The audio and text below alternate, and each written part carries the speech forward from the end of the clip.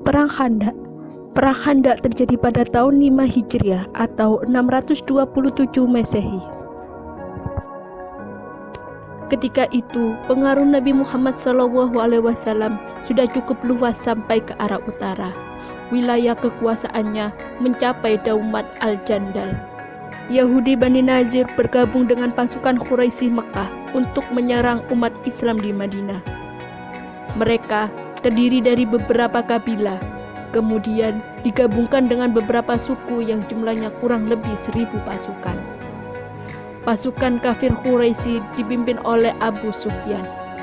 Mereka bergerak menuju Madinah. Ketika Nabi Muhammad SAW mendengar berita tersebut, beliau mengadakan musyawarah dengan para sahabatnya. Salman Al-Farisi mengusulkan agar dibangunkan parit besar mengitari perbatasan kota Madinah sebagai pertahanan kota.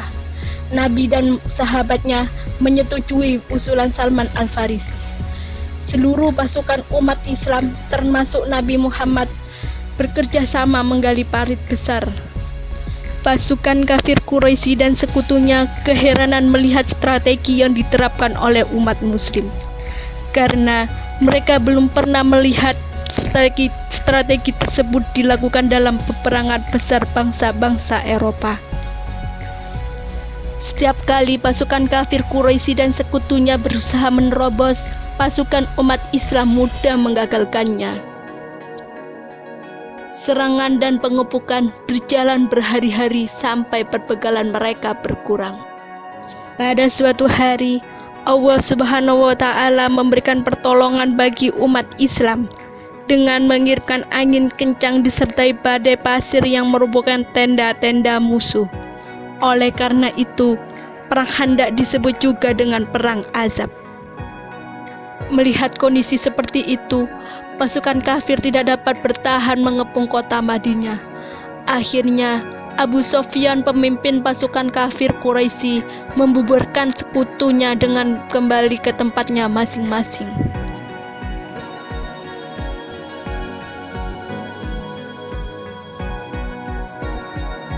Setelah 6 tahun meninggalkan Mekah, umat Islam belum mendapatkan kesempatan melaksanakan ibadah haji.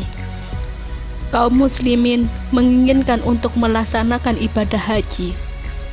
Nabi Muhammad SAW menyadari keinginan para pengikutnya. Maka setelah perang Khandaq, Nabi Muhammad SAW memutuskan untuk melaksanakan ibadah haji ke Mekah. Nabi Muhammad SAW memimpin langsung sekitar 1.000 umat Islam pada bulan Zulqa'dah yang dalam tradisi Arab dilarang berperang. Namun, kafir Quraisy berusaha menghadang dan menghalangi umat Islam masuk ke kota Makkah. Nabi Muhammad SAW mengutus Utsman bin Affan untuk menyampaikan maksud dan tujuan kedatangan umat Islam. Kafir Quraisy menolak keinginan umat Islam dengan memerintahkan umat Islam untuk kembali ke Madinah. Pada saat yang sama tersebar isu bahwa Utsman bin Affan dibunuh oleh kafir Quraisy.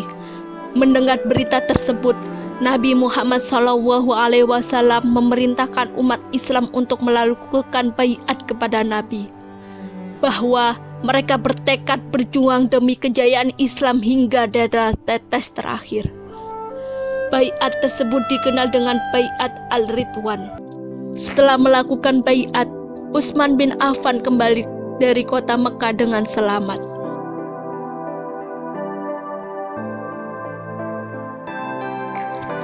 Kafir Quraisy merasa khawatir dengan tekad umat Islam untuk memasuki Mekah tahun ini.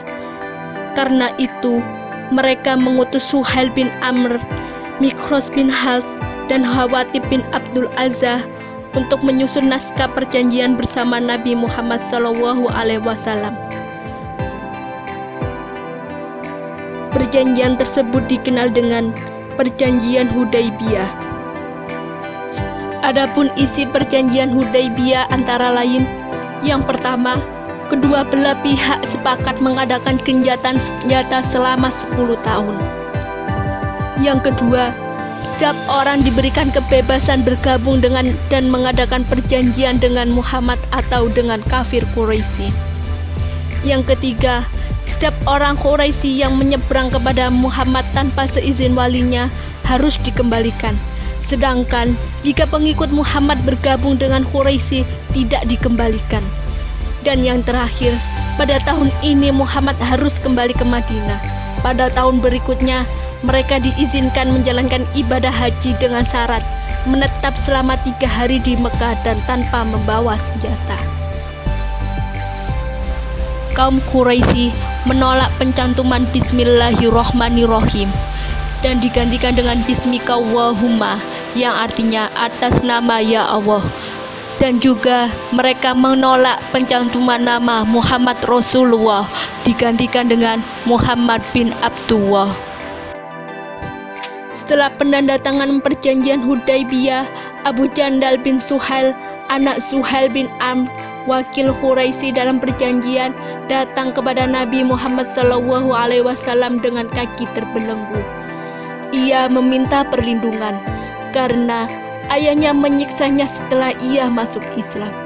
Ayahnya, Suhail bin Amr, memukulnya. Sesuai perjanjian, Nabi Muhammad SAW membenarkan tindakan Suhail terhadap anaknya. Meskipun sikap Nabi SAW diprotes oleh beberapa sahabatnya.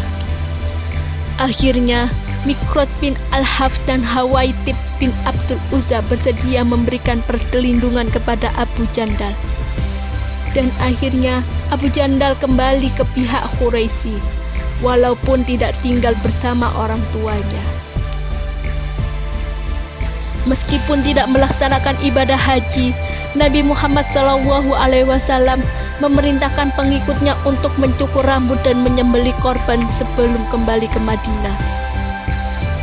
Karena Nabi Muhammad SAW mendapatkan wahyu yang berisi kabar gembira tentang akan datangnya kemenangan bagi kaum muslim.